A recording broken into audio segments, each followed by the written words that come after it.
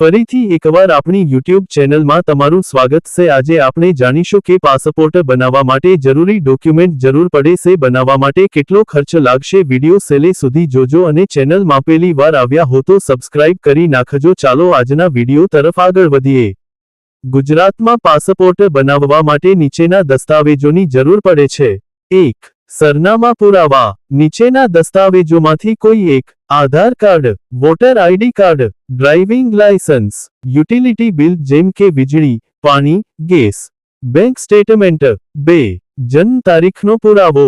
નીચેના દસ્તાવેજોમાંથી કોઈ એક જન્મ પ્રમાણપત્ર, school leaving certificate, PAN card, Aadhaar card. 3. પહેચાનનો પુરાવો। નીચેના દસ્તાવેજોમાંથી કોઈ એક PAN card, Aadhaar card, voter ID card અને ઓનલાઈન ફોર્મ ભરવા માટે આપણે ડિસ્ક્રિપ્શન બોક્સમાં લિંક આપેલ છે તેમાં જઈને ઓનલાઈન ભરી શકો છો। ગુજરાતમાં પાસપોર્ટ બનાવવા માટેની ફી નીચે મુજબ છે। 1. સામાન્ય પાસપોર્ટ 36 પાના 10 વર્ષની માન્યતા ₹1500। 60 પાના 10 વર્ષની માન્યતા ₹2000।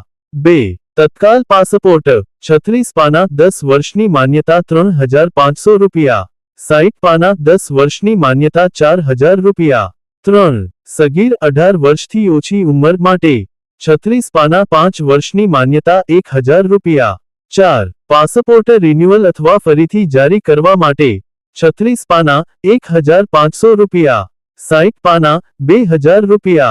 5. Police clearance certificate PCC fee ₹500। મને આશા છે કે તમને આ વિડિયો ગમ્યો હશે અને કોઈ પણ તકલીફ પડે તો તમારા માટે હંમેશા કોમેન્ટ બોક્સ ખુલ્લું જ છે। તમારી કોમેન્ટનો જવાબ વધારેમાં વધારે 12 કલાકની અંદર સોલ્વ થઈ જશે અને ચેનલમાં પહેલી વાર આવ્યા હો તો ચેનલને સબસ્ક્રાઇબ એન્ડ તમારા દોસ્તોને શેર કરવાનું ના ભૂલતા। વિડિયો ગમ્યો હોય તો લાઇક થઈ જાય। મિત્રો નેક્સ્ટ વિડિયોમાં મળીએ। આજ માટે બસ આટલું જ।